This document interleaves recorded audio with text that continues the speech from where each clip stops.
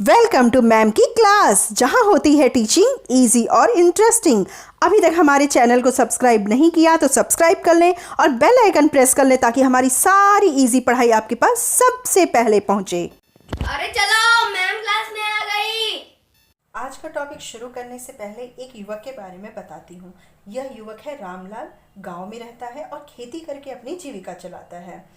अब यह खेती करके जो उत्पादन अवशेष होता है उसे वह बाजार में बेचता है और उसके बदले अपने जीवन की जो मूलभूत आवश्यकताएं हैं, कपड़ा, मकान, रोटी और भी अन्य जो चीज़ें हैं उसको वो खरीदता है।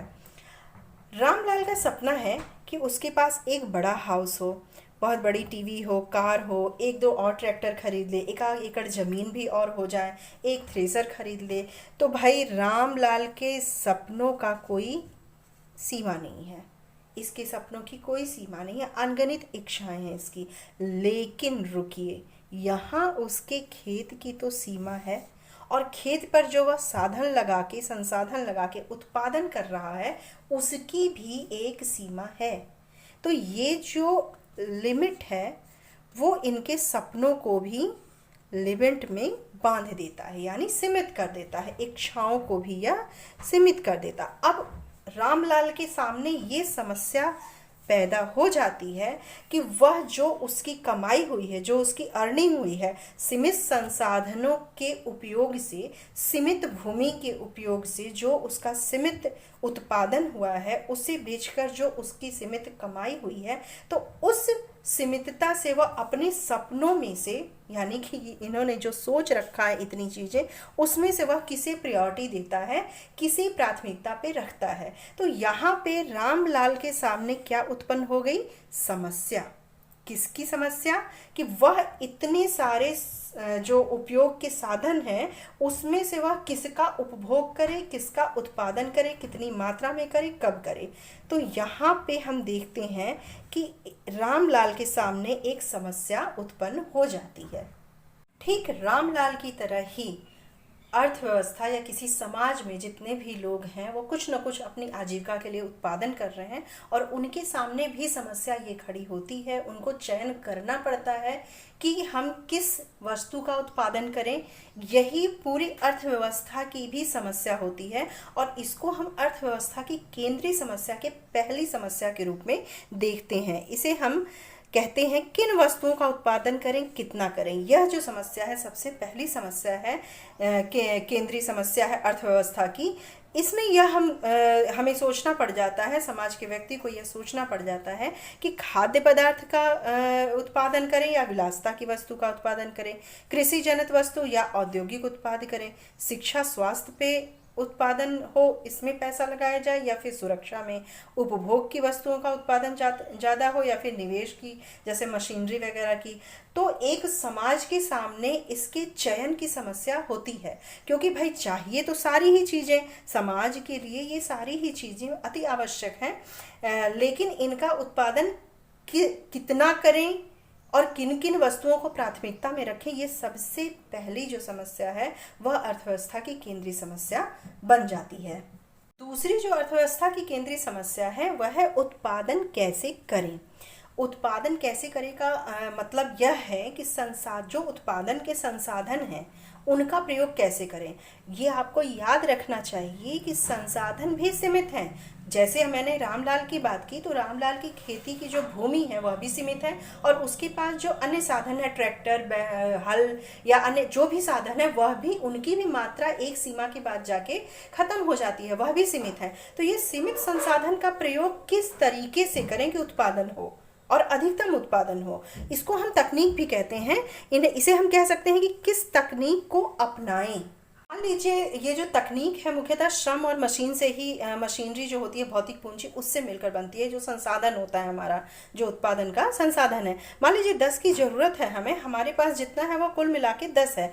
तो यहाँ पे हम 9 श्रम लगाएं तो हमें एक मशीन लगानी होगी, या फिर हम 7 श्रम लगाएं तो 3 मशीन, या 5 श्रम लगाएं तो 5 मशीन। मतलब यहाँ हमें ये जो कॉम्बिनेशन है ये हमें कई कॉम्बिनेशन मिल सकता है। अब इसमें से हमें ये चयन करना होता है कि कौन से कॉम्बिनेशन का यूज़ हम उत्पादन में करें जिससे कि उत्पादन अधिकतम हो। तो यह अर्थव्यवस्था की एक अन्य केंद्रीय समस्या बन जाती है कि उत्पादन कैसे करें। अर्थव्यवस्था की जो तीसरी समस्या है, केंद्रीय समस्या, इन वस्तुओं का उत्पादन किसके लिए किया जाए। यहाँ मैंने रामलाल का जो उदाहरण दिया था उनके संदर्भ में सोचिए कि रामलाल ने खाद्य अनाज का उत्पादन किया, लेकिन उन्हें और भी उनकी ज़रूरतें हैं, जैसे कपड़ा, जूता, अन्य और भी चीज़ें हैं जो जीवन की मूलभूत आवश्यकताओं की पूर्ति करती हैं। उन सब को लेने के लिए वह मार्केट जाते हैं और अपने अनाज के बदले या अनाज को बेचकर जो पैसे हैं उसके बदले उन सारी वस्तुओं को वह लेते हैं। यानी समाज में उन वस्तुओं का उत्पादन अलग अलग व्यक्ति विशेष के द्वारा हो रहा है। यहाँ भी समस्या है कि इस उत्पादन को व्यक्ति विशेष के बीच किस प्रकार विभाजित किया जाए। भाई, एक अर्थव्यवस्था या एक देश की प्रगति उसी बात से इंगित होती है कि वहाँ पे जो उत्पादन है वह सबके बीच कम से कम न्यूनतम मात्रा की पहुँच सबके बीच है। मान लीजिए पूरी अर्थव्यवस्था में 10 लोग ही हैं, एक बार को हम मान लें, ऐसा है नहीं, हालांकि एक अर्थव्यवस्था में 10 लोग हैं। अब उसमें से एक जो रामलाल है, उन्होंने खाद्य का उत्पादन किया, वो खाद्य का उत्पादन कर रहे हैं। तो ये खाद्य का उत्पादन कितना कर रहेंगे, +1 + 9, यानी कि 9 अन्य 9 व्यक्तियों के लिए भी वह खाद्य का उत्पादन करेंगे। एक दूसरा व्यक्ति है, दर्जी है, वह कपड़े का उत्पादन कर रहा है। वह एक कपड़ा तो बनाएगा खुद के लिए, +9 के लिए भी वह कपड़ा बनाएगी। इसी तरह जूते बनाने वाला 1 + 9, यानी 9 अन्य के लिए भी ये करेगा। डॉक्टर है कोई, तो वह 1 + 9 यानी कि अपनी सेवा को इन 9 व्यक्तियों के लिए भी देगा। तो ये यहाँ पे ये चयन की समस्या उत्पन्न हो जाती है कि जिन वस्तुओं का उत्पादन हो रहा है उसका वितरण किस ढंग से हो ताकि यह सबके तक उसकी न्यूनतम मात्रा में पहुंच हो।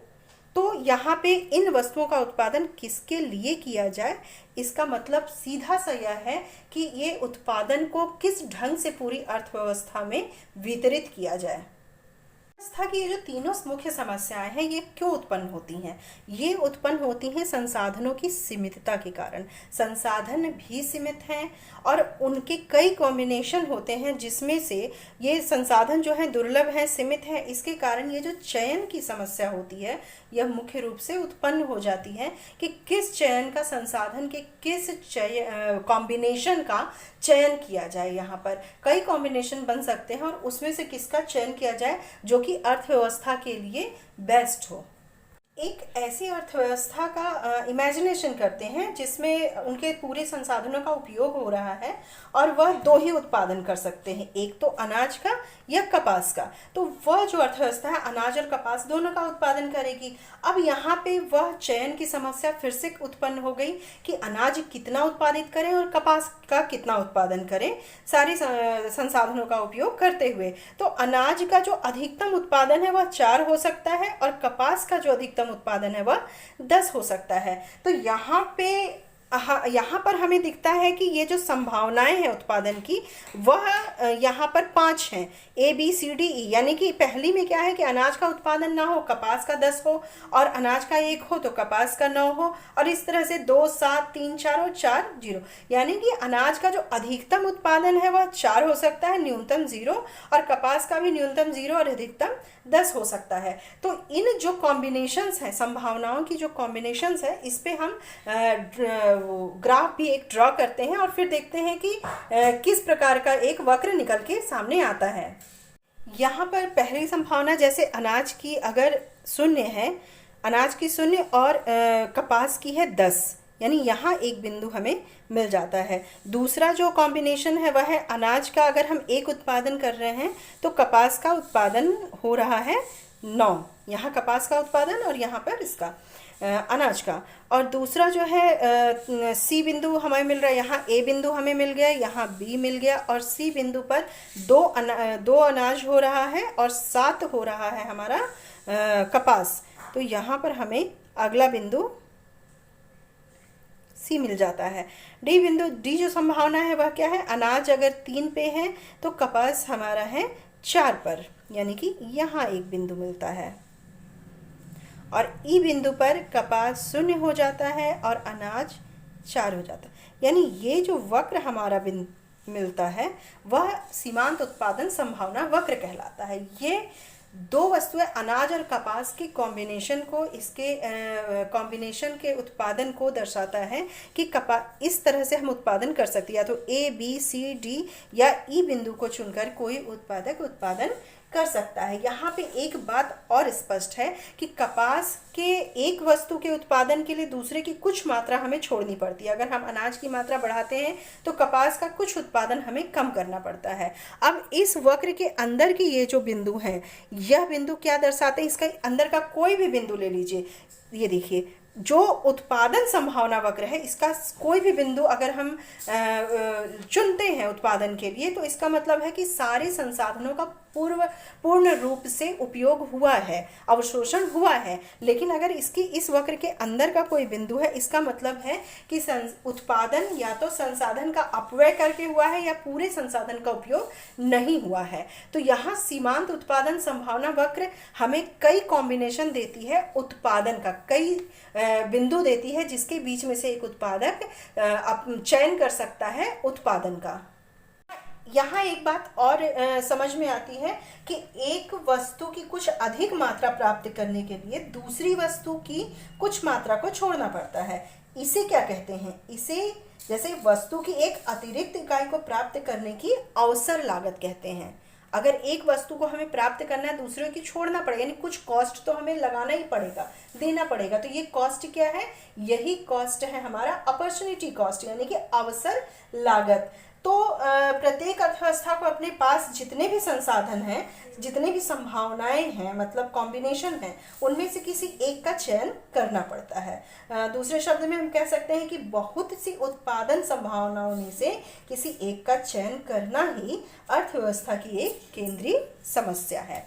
तो स्टूडेंट, आज के लिए इतना ही। आशा करती हूँ कि आपको ये टॉपिक समझ में आ गया होगा, और आप कमेंट बॉक्स में कमेंट कर सकते हैं। कोई क्वेरीज हो तो आप पूछ सकते हैं, और वीडियो पसंद आई हो तो आप लाइक, शेयर और सब्सक्राइब जरूर कर लीजिएगा। Good bye.